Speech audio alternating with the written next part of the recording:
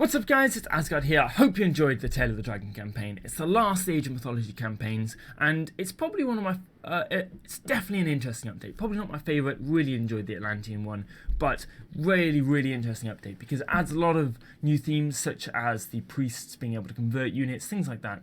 A lot of which I think has been taken from Age of Empires 2, such as the naming of the castles, the priests, and the name of the archers and things. Really hard campaign. Probably the hardest for me. I don't know whether that's because I'm just really bad using the Chinese gods, or whether they are made that little bit harder. They are quite buggy though as well. They were made a lot later than the other add-ons, so they are a little bit buggy, as you guys saw, I'm sure. And as we have rounded up with each of the campaigns before, we're going to be rounding this one up with a quick run through of each of the missions and a few of the tips and tricks I picked up along the way. So I hope you guys enjoy.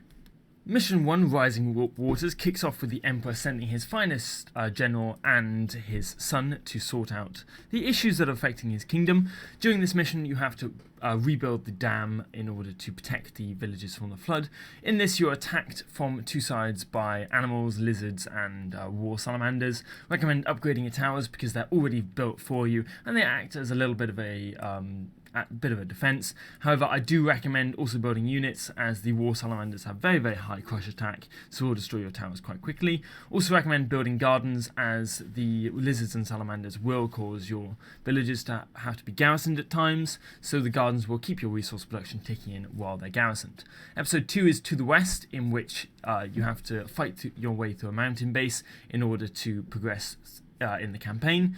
The first part of this mission involves you moving from building to building and having to counter units very effectively. With this, only send in counter units. Don't send in any units that will very quickly be destroyed, as they are countered by the units you're trying to kill. And lead in with the heroes, as they can absorb a lot of the damage and attract them to be attacked first, and they can regenerate their health as well.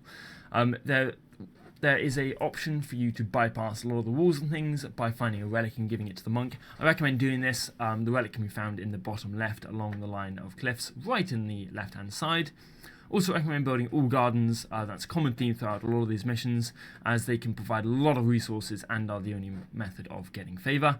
Also build strong defences around your base, walls, towers, soldiers, 2 castles, because they will send a lot of soldiers to come and attack you, so make sure you do shore up your defences in time. You can grow complacent, as it might take a while for them to attack you, but when they do, they will send a lot of units. Do send in siege as well. At stage 0 only siege, you can build a fire lances, but do make sure you build some, but send in some heroes and some halberdiers as well, just to block some of their soldiers while your fire lances destroy a lot of the buildings in their base. Episode 3 is from Below, where you've come across a mysterious monk who's doing some rituals around a bunch of holes.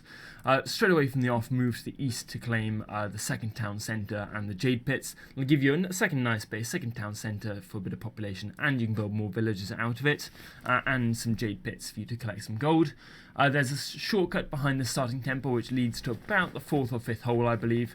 Definitely use that, as there's not very many. I think there's like 2 units protecting it, and it'll help you bypass a lot of the soldiers and towers and defences and things that are in the other holes. Do build a few defences, but you don't really need many, because they will send some very small armies to come and attack you, but build lots and lots of villages. This is a timed game where you need lots and lots of villages in order to build a very strong economy straight from the off. Episode 4 is called Trapped, where you're in a canyon and Danzu sends his army to attack you. I found this one quite difficult, but build houses straight from the off to act as a wall to cut off the monk, as if any soldiers enter that area, it will count as a defeat, and you're not able to build any walls in this mission. Definitely build a lot of gardens, as the armies will be coming at you from all sides, and you'll have to ring your bell during this time often, so it's recommended that these can at least carry on gathering resources while you run your bell. Also, there is fish you can collect from the middle. Not very many, but it will help as well.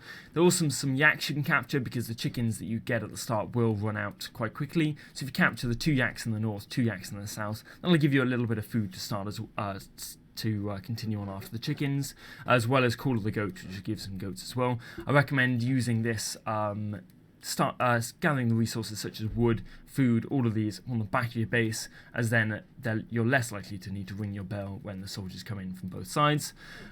Build immortals, halberds and archers. Soldiers are the key here because you will be attacked from both sides. Immortals will be needed to pick off the myth units, which I suggest you go for first because the myth units will be the most strong units. You can build towers later, but Danzu will start to send siege at you in the form of fire lances, so the towers may not hold up particularly well. There's a second gold mine after your first one runs out that it's worth collecting. That's to the north stroke to the east. Make sure you find it and start mining it as well, because your gold will run out and you can't be dependent on your gardens just for the gold. And do chop those trees at the back of the base, as I mentioned. Number 5 is Confrontation, which is a very short army v army campaign. This mission is all about counters again, so make sure you're sending units to counter other units. So send your cavalry in to destroy archers and so on. Keep your archers on the hilltop in the middle, as they can pick off a lot of soldiers and will be the crucial part of the mission, as they will do most of the heavy lifting for you. You can bait soldiers under the boulders to the left and right of the map, but that's often quite fiddly and you shouldn't really need that, as your archers should do most of the work. You can use the Earth Dragon if you see a lot of their troops are sort of stuck in one position. You can cast the Earth Dragon in the middle of that, and he will destroy a lot of the units for you. Number 6 is Realm of the Dead. You descend into the first layer of Hell in order to find out where the chaos is coming from. Doing this, you have to destroy 3 town centres. I would start with the second town centre, just because it's the closest one, and they do send attacks to come and kill you. Get the relic from the middle using your heroes, as it'll give your heroes an attack bonus versus myth units, which you'll come across a lot of.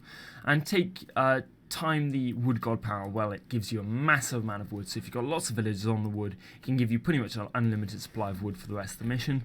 And do build a few defences, because as I mentioned, they will send armies to come and get you, but make sure you do build that hill fort or castle in order to build some siege units, because you'll need that siege to destroy a lot of the buildings in the bases and the town centres and the things that they have defending it.